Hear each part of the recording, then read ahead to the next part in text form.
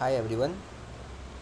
So right now we are on the second lecture, that is we are going to discuss the folder structure of Flutter app. In the previous video we learned about how we can set up our Flutter SDK and make our first project. Okay, now we are going to discuss the project's structure. So let's discuss about the first important folder, that is lib folder. So inside the lib folder we have main.dart, which is the entry point of our Flutter project. Okay, so all the dart code will be written in the lib folder. Okay, then second comes most important folder, like Android folder. So it has all the configurations, or you can say files related to Android, which if you delete this folder you cannot run your Flutter code inside the Android app. So make sure you don't delete this if you want to run it in the Android. So why these folders are important?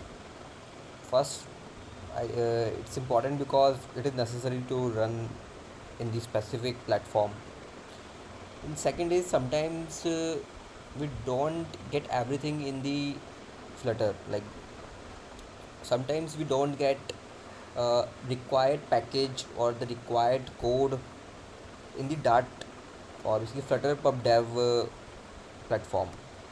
So in this case we might write our code in the Android folder, and then from the Flutter, or we can say from the Dart code, we are gonna call the Kotlin or Java code and can use it in our lib folder.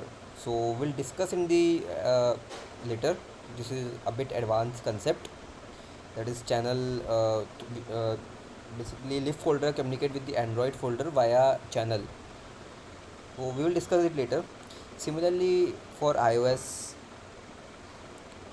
all the configurations for native platform for iOS are there. Then same for Linux, Mac OS, web, Windows. Okay.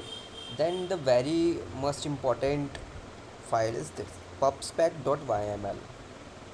Okay. This file is important because you're gonna put all your dependencies here. Okay, dev dependencies or your dependencies here. It is also important if you want to show images in your app. So we will see it in the later videos how we can show images, but it is important if you want to show your images, if you want to add your package, or we can say dependencies. Then this pubspec.log file, this is created because of this pubspec.yml. You can delete this pubspec.yml, oh sorry, pubspec.log file. Okay, if you want to generate, if you delete it, how you are going to generate it? Just flutter pub get. If you do flutter pub get, it will automatically generate pubspec.log file. It has all the versions and all the information about your packages you are using in the pubspec.yml or maybe in your project. Okay, so also, like if you want to add more points in this playlist, please let me know. I will add these points if I find it useful for the others, and will try to make this playlist the best I can. Okay guys, so in the next video we are gonna discuss about the code. Okay, so I will see you in the next video.